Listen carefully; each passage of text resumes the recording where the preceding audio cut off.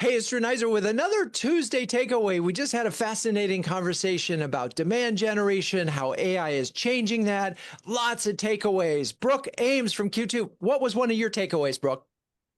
A takeaway for me is everyone is at a different spot in their journey, especially when it comes to ABM, demand gen, in terms of how we're using AI, what we're solving for.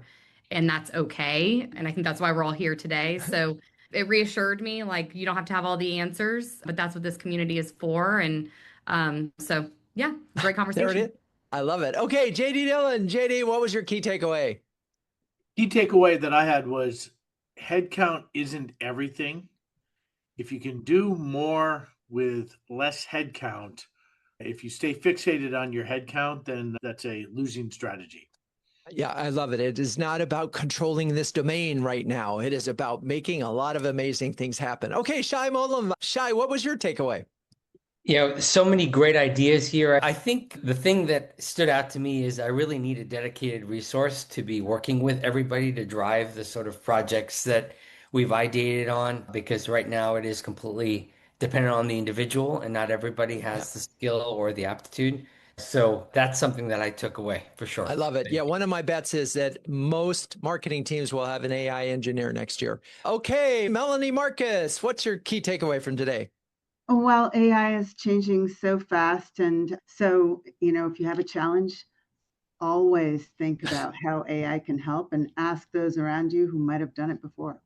I love it. All right. Laura MacGregor, key takeaway. Teams might be implementing AI in a variety of ways, kind of siloed across their functions. And so having a way to visualize that, maybe a map, like you might have a text app map or a process map, incorporate the AI layer into that so people can see how those pieces are working together or could be connected to work together better. Yeah, I do think it's hard because there are so many you can have so much going on, but it may not be in pursuit of one larger strategy. Okay, Andy Day. Andy, what's your takeaway?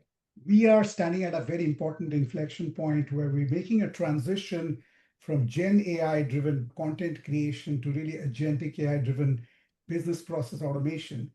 The outcomes would be to do more with less and improve marketing performance with this automation. And the ones who can move from the shadow AI-driven pet projects to really a strategic approach to driving change outcomes and transformation will be the ones who'll stand up, and this will separate the winners from the losers. Exciting, tumultuous times that do better commit stuff. Indeed. Yes. Katrina Klier, your takeaway. I would say, rethink how you think about resources. Don't fall into the old habits of people, process, technology. I just really kind of zero base how you even think about resources, because there's so many different ways you can do things. There's different kinds of resources that can do things only people could do in the past. So I would just say rethink how you think about resources in general. Yeah, that's so true. All right, Tom Taylor, bring us home. One more takeaway. I think everybody touched on a lot of great points, but a couple that I wanted to touch on was efficiency. So you can do a lot more, obviously, through the use of AI, and then obviously create a lot of efficiency from that. And as we look at our team structures today, they are going to be vastly different in the coming months and years.